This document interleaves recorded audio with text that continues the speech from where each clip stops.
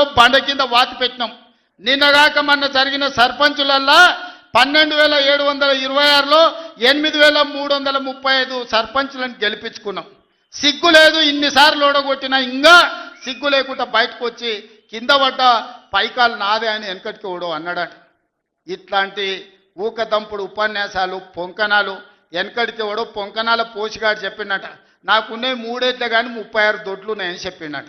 ఇవన్నీ కళ్ళు కాంపౌండ్లో చెప్పుకోవడానికి బాగుంటాయి, కాలక్షేపం చేయడానికి. కళ్ళు కాంపౌండ్ మాటలు మాట్లాడకండి తండ్రి కొడుకులు. ఇవన్నీ మేము చూసినాం. శాతనైతే రాండి, ఏందో చెప్పు, దాని ప్రకారం చేద్దాం. 29లో తేల్చుకుందాం ఇవాళ చెప్తున్నా. కాబట్టి ఇప్పటికైనా చంద్రశేఖరరావు గారు, మీ వయసుకు గౌరవిస్తాం, మీ అనుభవానికి గౌరవిస్తాం. ప్రతిపక్ష నాయకుడు నీకు హోదా ఉన్నది. శాసనసభ సమావేశాలు ఏర్పాటు చేసినాం. 29 నుంచి చర్చలు రాబోతున్నాయి. 29 నాడు నువ్వు అడిగి ఎన్ని రోజులు సభ జరుపుదామో, నువ్వు అడిగినన్ని రోజులు అసెంబ్లీ నడిపిస్తా. నువ్వు చెప్పిన అన్ని చర్చ పెడదాం, ముఖాముఖి చర్చ చేద్దాం. వెనకంగా మాట్లాడు వెనక్కి కూర్పుడు కాదు.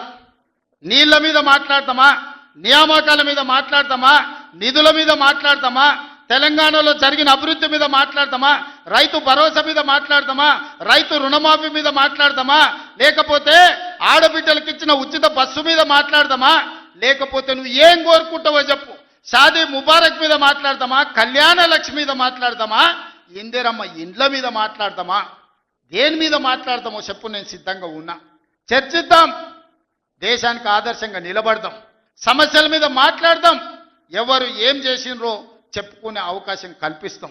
రాండి, మీరు మొహం చాటేసి ఫామ్ హౌస్లో పడుకొని మీరు ఖాళీగా ఉన్నప్పుడు పార్టీ ఆఫీసులు వచ్చి 10 మంది చెంచాలను పెట్టుకొని ఆ 10 మంది చెంచగాళ్ళ ముందల నువ్వు పొంకనాలు కొట్టుడు కాదు. నిజమైన చర్చ అసెంబ్లీలో చేద్దాం. ప్రజలు ఎన్నికలు ముగిసినాయి, అసెంబ్లీలో చర్చ చేయమని చెప్తారు. ఎవరు ఏం మాట్లాడతారో ప్రజలు వింటారు.